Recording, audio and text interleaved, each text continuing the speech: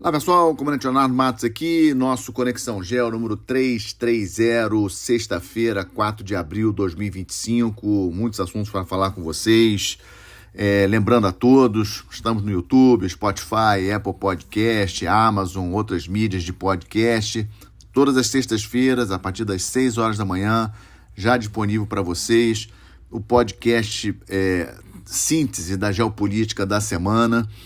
E ao longo da semana, como também vocês já sabem, aquele Minuto Conexão Gel, aquele videozinho que eu posto no YouTube com alguma notícia ou atualizando vocês sobre algumas notícias mais importantes daquele dia. Se você ainda não segue o canal, segue o canal lá no YouTube. Se você gostar desse programa, não deixe de lá deixar o seu like, seu comentário e compartilhar com seus amigos. Pois bem, o tema que eu escolhi para iniciar o nosso 330 é: o Irã pode ser a vítima do tarifaço? Vou tentar encaminhar esse raciocínio aqui para vocês. Bom, como todos estão acompanhando, o tarifaço do presidente Trump foi anunciado na última quarta-feira, com pompa e circunstância, com todo o gabinete ali na frente, senadores republicanos ali, também sindicalistas de algumas indústrias americanas ali presentes, e o presidente Trump obviamente fazendo aquilo que ele faz de melhor. Mas, como esperado, gerou muitos debates. Antes já estava gerando muito debate, gerou muitos debates logo depois do anúncio, muitos debates ontem. Ontem a Bolsa dos Estados Unidos teve a maior queda desde a pandemia em 2020. E o que eu mais li ontem e escutei era de que a expectativa é que cause sim uma recessão na economia dos Estados Unidos, aumento de inflação, e essa questão desse tarifaço, se vocês olharem com calma a tabela das tarifas, tem alguns países que me chamam muito a atenção do ponto de vista da geopolítica. Por exemplo, para quem tem a China como seu grande rival na geopolítica internacional, ou seja, para os Estados Unidos se manter na primeira posição, ele tem que evitar que a China ultrapasse. A China é o país que tem condições de ultrapassar realmente os Estados Unidos. E aí, nesse tarifaço do Trump de quarta-feira, ele tarifa países como Taiwan, 32%, Coreia do Sul, 25%, Japão, 24%. 3 países que considero importantíssimos nessa política aí de Trump e dos Estados Unidos, não de Trump, mas de conter o crescimento chinês, países que os Estados Unidos têm aí uma relação estreita de parceria. Os Estados Unidos, só para vocês terem uma ideia, só na Coreia do Sul são quase 30 mil militares americanos, e também no Japão, com esse novo plano que eu vou falar daqui a pouco, também chegando quase 55 mil. Então, algo para nós refletirmos até que ponto esse tarifaço do Trump vai ser realmente positivo para os Estados Unidos. Ele quer realmente acertar a questão do déficit, de 1,2 trilhão de dólares de déficit no comércio exterior dos Estados Unidos, né, em 2024. O problema é como que isso está sendo feito e a repercussão que isso vai ter no relacionamento dos Estados Unidos com seus principais aliados e parceiros. Bom, mas o que esse tarifaço tem a ver com o Irã? Bom, é importante a gente entender que com esse aumento de inflação, esse aumento de preço de vários produtos esperado nos Estados Unidos, isso vai gerar insatisfação por parte da população americana. Lógico que ontem ainda está muito cedo, as bolsas reagiram, mas ainda é cedo para a população americana realmente começar a ficar, a maioria da população americana ficar insatisfeita com Trump, mas isso em algum momento deve acontecer. Ou seja, a questão do tempo é muito importante para o Trump, porque essa ideia dele de reindustrializar os Estados Unidos, isso não é rápido, isso precisa, obviamente, de tempo, né, para construir novas fábricas, para os produtos serem construídos nos Estados Unidos, aqueles que estavam sendo importados de outros países. E aí, qual é a questão hoje que, em termos globais, me parece mais próxima assim de acontecer em termos de conflito? Essa questão é o ataque ao programa nuclear do Irã. Vários movimentos que já venho falando com vocês estão acontecendo. Primeiro, o envio de aviões bombardeiros para Diego Garcia, aquela ilha lá no Oceano Índico, que foi muito utilizada por ocasião das guerras do Golfo I, guerra contra o Iraque em 2003, guerra contra o Afeganistão. Ou seja, quando os Estados Unidos enchem a base que eles têm, Diego Garcia, de aviões bombardeiros, especialmente os B-2, são bombardeiros de stealth, ou seja, são de difícil, praticamente impossível detecção radar, a gente fica mais atento. Além disso, ali naquela região do Oriente Médio, já temos o grupo de batalha do Harry Truman, do porta-aviões Harry Truman, a gente tem acompanhado isso, atacando ali principalmente os Houthis ali no Iêmen, e o grupo de batalha do Carl Vinson, que é outro porta-aviões nuclear. Os Estados Unidos possuem 11 porta-aviões nucleares. O grupo de batalha do Carl Vinson deixou Guam, está se dirigindo para o Oriente Médio, e a previsão que chegue ali entre o dia 18 e o dia 20 deste mês de abril. Também estamos acompanhando outros sinais. Por exemplo, o Irã, nessas últimas semanas, quase que diariamente, fazendo propaganda da sua indústria de defesa, mostrando o que tem de armamento, etc, etc. Tentando mandar aquela mensagem, olha, não vem me atacar porque eu sou muito poderoso. Também vimos o Ayatollah Ali Khamenei, lá do Irã, dizendo que não vai negociar. Ele recebeu a carta do Trump falando que ele tem que negociar o programa nuclear iraniano, e ele dizendo que não vai negociar diretamente com os Estados Unidos, porque não confia nos Estados Unidos do presidente Trump. Essa foi a resposta, pelo menos a resposta que o Ali Khamenei deu para a mídia. E ontem me chamou muita atenção, prestem atenção nisso, ontem uma notícia de que Moscou disse para os Estados Unidos não atacarem o Irã, porque isso seria ilegal, não teria justificativa, etc, etc. Ou seja, se Moscou deu essa notícia, mais essa informação, mais essa postura do Irã de ficar mostrando o que tem, mais os aviões lá em Diego Garcia, mais o grupo de batalha do Carl Vinson, eu diria para vocês que a probabilidade dos Estados Unidos atacarem os sites nucleares do Irã é muito grande. E essa questão do tarifaço tem a ver com essa questão da possível ou provável aumento de impopularidade do Trump. E nada como uma guerrinha ou um conflito para tentar aí distrair a atenção da população americana com relação à questão digamos assim, das consequências do tarifaço. Mas o Irã não é um país qualquer, tem um relevo bastante complicado, tem forças armadas, 85 milhões de habitantes, tem uma história muito importante, foi Império Persa, e os sites nucleares iranianos estão espalhados pelo país, não é apenas em um lugar. Muitos desses sites do programa nuclear são subterrâneos, ou seja, de difícil ataque. Mas não é impossível, obviamente, um ataque dos Estados Unidos, com a capacidade militar que os Estados Unidos possuem, não é impossível. E também tem outro ator muito interessado nisso, que é o grande amigo do Trump, o Benjamin Netanyahu, primeiro-ministro de Israel, que essa semana quebrou o cessar-fogo com o Hezbollah em relação a Beirute, atacou 2 vezes a capital do Líbano, já tinha atacado anteriormente o sul do Líbano. Israel não deixou o sul do Líbano, como tinha sido acordado no cessar-fogo com o Hezbollah de novembro do ano passado. Israel não tinha deixado o sul do Líbano, Israel manteve 5 posições do seu exército dentro do sul do Líbano, e ocasionalmente Israel estava atacando algumas posições do Hezbollah ali no sul do Líbano, mas o que chamou bastante atenção essa semana foram os 2 ataques contra Beirute. Israel também fez essa semana alguns ataques dentro da Síria e principalmente incrementou suas ações dentro de Gaza. Algo como assim, vamos acelerar porque algo maior está para acontecer. Não podemos também esquecer que 24 reféns, segundo aí toda a mídia israelense, ainda devem estar com vida dentro da faixa de Gaza, em poder do Hamas. Impressionante a capacidade do Hamas de esconder esses reféns dentro dos túneis. E, obviamente, o Netanyahu, Israel, muito interessado em neutralizar o programa nuclear iraniano. São os 2 países que sempre falaram sobre isso, sempre manifestaram essa posição de que o programa nuclear iraniano não poderia chegar ao fim, digamos assim, com a arma nuclear. E como nós vimos na questão do Signal Gate, aquele vazamento ali da troca de mensagem no Signal em relação aos ataques contra os Houthis, já comentei isso aqui com vocês em outro Conexão GEL, o presidente Trump hoje em seu gabinete, não tem ninguém no gabinete do Trump que faça ele mudar de ideia em relação a determinados assuntos. Então, se ele decidir atacar o Irã, os Estados Unidos vão atacar o Irã. Então, obviamente, preocupa bastante. Como eu falei, Irã não é um país qualquer.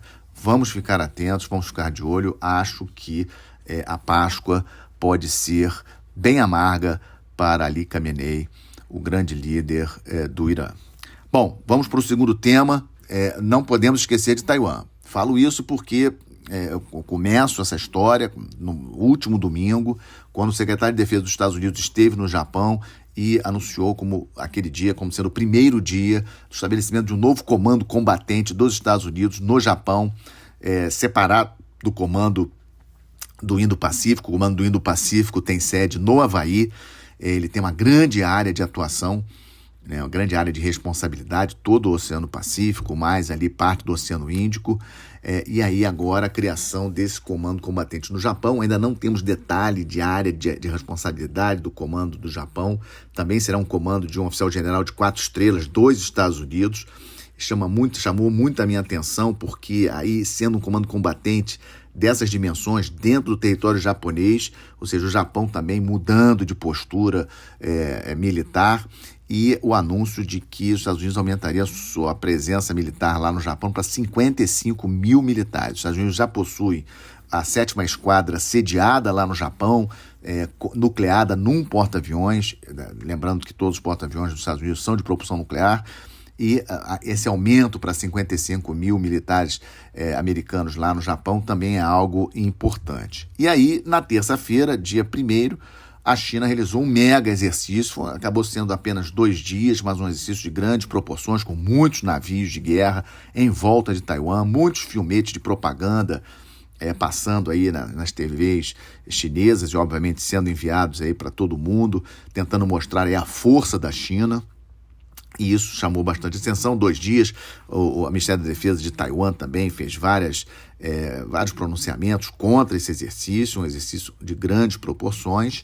Não podemos esquecer que o Xi Jinping, presidente da China, foi o presidente que mudou a Constituição em 2018 para que ele pudesse permanecer no poder indefinidamente, ou seja, Deng Xiaoping, lá em 1978, depois do Mao Tse-tung, ele estabeleceu, junto ao Partido Comunista Chinês, de que o presidente chinês poderia ficar no máximo 2 mandatos de 5 anos. Xi Jinping mudou isso em 2018. Esse é um evento muito importante, é um fato muito importante. E um líder com essa personalidade como Xi Jinping, ele quer ser o novo Mao Tse-tung, o grande líder que integrou o país, que reintegrou o país, que uniu o país. E Taiwan é uma província rebelde. Então, é uma questão muito importante. Na minha avaliação, sempre falo isso, a China vai efetivamente invadir Taiwan, nós não sabemos exatamente quando, mas acho que neste momento isso não vai acontecer, até mesmo por causa do tarifaço do Trump. E por que isso? Porque agora nós estamos vendo aí uma certa onda anti-Estados Unidos, né, na Europa, até alguns países da Ásia aí pegos de surpresa com esse tarifaço, porque o tarifaço foi em cima de Japão, Coreia do Sul, Taiwan, Vietnã, uma tarifa também bem grande em cima do Vietnã, e outros países da Ásia. Ou seja, se essa onda aí anti-Estados Unidos do Trump, o Trump tem 4 anos de governo, então a China talvez vá querer aproveitar aí, surfar, digamos assim, nessa onda anti-Estados Unidos, tentando fechar acordos de comércio com vários países, tentando impulsionar as suas vendas, substituindo, inclusive, as vendas de alguns produtos dos Estados Unidos e coisas aí do tipo. Então, acredito que esse ataque da China contra Taiwan não seja agora, mas a China mostrou mais uma vez que tem claras intenções de, em algum momento, um exercício desse se tornar um evento real. Temos que ficar de olho. E aí vamos para a terceira parte do nosso Conexão, já tradicional, estamos de olho, seguimos de olho no conflito Rússia-Ucrânia. O Trump também falou essa semana, no último final de semana, falou que já estava impaciente com a Rússia, com Putin, porque o Putin estava enrolando ele, etc. O presidente da Finlândia esteve nos Estados Unidos, se encontrou no final de semana com o presidente Trump, e ficou a impressão aí para o presidente da Finlândia que o Trump não estaria, digamos assim, bobinho em relação ao Putin, estaria bem atento com o Putin. Ele mesmo, o presidente da Finlândia, reforçou essa questão de que o Putin não é confiável. A Finlândia está subindo até 2029 o seu orçamento de defesa para 3%. A Suécia já anunciou semana passada que vai subir para 3,5% até 2030. Ou seja, os países europeus seguem aumentando a sua capacidade de defesa. A Noruega reativando bunkers, algo inacreditável, né? Bunkers que eram utilizados, que foram construídos na época da Guerra Fria, com medo de um ataque nuclear da então União Soviética. A Noruega aí reativando bunkers para ataques nucleares, algo impressionante. A Suécia, por exemplo, que deslocou aviões de combate para a Polônia, já que a Suécia agora faz parte da OTAN, também algo muito interessante essa semana. E tivemos essa semana também a visita do poderoso ministro de Relações Exteriores da China a Moscou. O Wang Yi, ele esteve com o presidente Putin também, além do Sergei Lavrov, óbvio, o ministro de Relações Exteriores da Rússia. E quando digamos assim, quando o Wang Yi, um nome tão forte no governo chinês, vai a Moscou, ele não vai a passeio, foi transmitir algumas coisas para o presidente Putin, mas principalmente dar uma sinalização também para o mundo de que China e Rússia estão cada vez mais unidas, cada vez mais fortes. Então, seguimos acompanhando essa questão Rússia e Ucrânia. Ainda não temos nada em relação ao cessar-fogo, aquela negociação que aconteceu na Arábia Saudita. Vamos seguir acompanhando. Também foi anunciado essa semana a primeira viagem fora do país do presidente Trump. Adivinhe para onde? A Arábia Saudita, como fez no seu primeiro governo. Trump deve visitar a Arábia Saudita em maio. Chegou a sair algumas mídias de que talvez fosse um momento para ele se encontrar com o Putin lá em Riad, capital da Arábia Saudita, mas acho que o Putin, a mídia russa já descartou isso, o porta-voz russo já descartou isso, porque Putin, na verdade, ele quer enrolar o Trump mais tempo. Essa semana ele confirmou uma convocação de 160 mil homens entre 18 e 30 anos para servir nas Forças Armadas russas, a maior convocação que a Rússia fez desde o início do conflito. A Rússia todo ano anuncia aí uma convocação de militares para servir nas Forças Armadas, e esse número de 160 mil foi o maior desses últimos anos. Ou seja, a Rússia aí sinalizando que não está querendo parar o conflito, quer aproveitar aí o momento, digamos assim, de ter um amigo na Casa Branca, digamos assim, e avançar em cima da Ucrânia. Então vamos seguir acompanhando.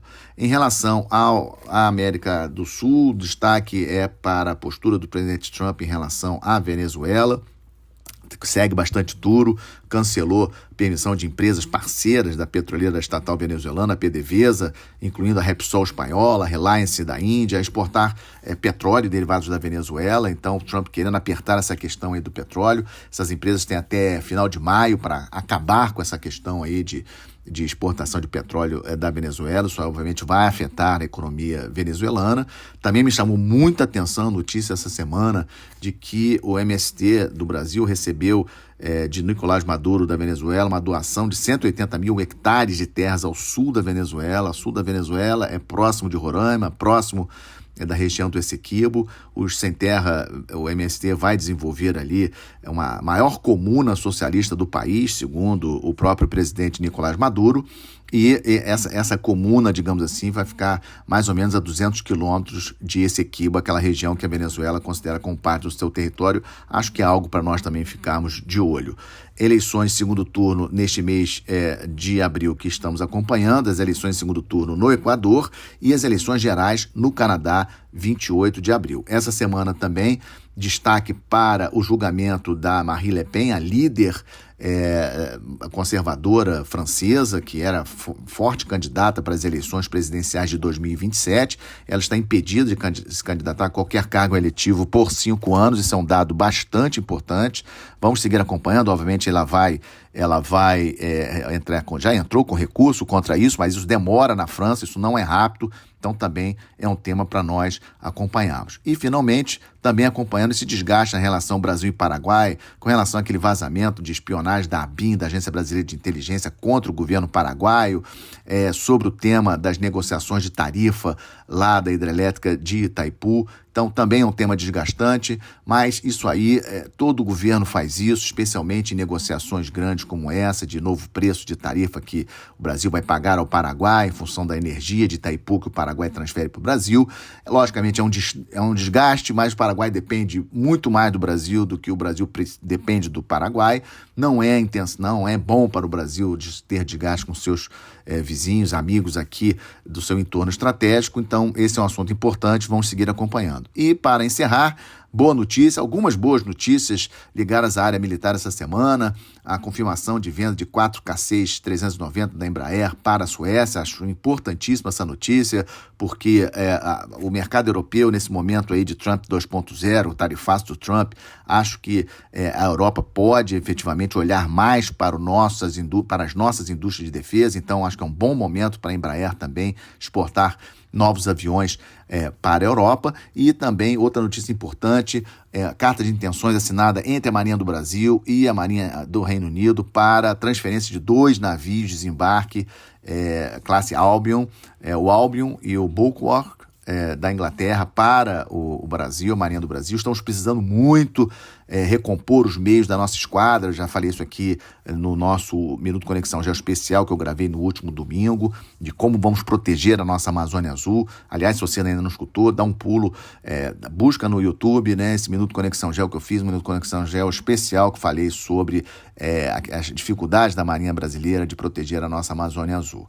Então, essa carta de intenções ainda não é uma certeza de que o Brasil vai comprar esses 2 navios. São 2 navios que estão em bom estado na Marinha do Reino Unido, especialmente o Bulwark, muito bom estado, inclusive, porque ele passou por uma série de reparos recentemente. São navios de 176 metros de comprimento, deslocamento de quase 20 mil toneladas, tem capacidade de transportar 400 fuzileiros navais, ou seja, sim uma notícia muito boa para a Marinha do Brasil, especialmente para o nosso corpo de fuzileiros navais, que precisam de navios para transportar os fuzileiros. Vimos aí a necessidade, inclusive, com a catástrofe do Rio Grande do Sul do ano passado, de termos navios desse porte para levarmos gêneros lá para o Rio Grande do Sul, levarmos capacidade de apoio lá para os nossos irmãos do Rio Grande do Sul. Então, sem sombra de dúvidas, uma ótima notícia. São as 2 boas notícias do nosso Conexão Geo 330. Se vocês gostaram, deixem o seu like, deixem o seu comentário, compartilhem com seus amigos, ajudando a impulsionar o canal. Um excelente final de semana a todos,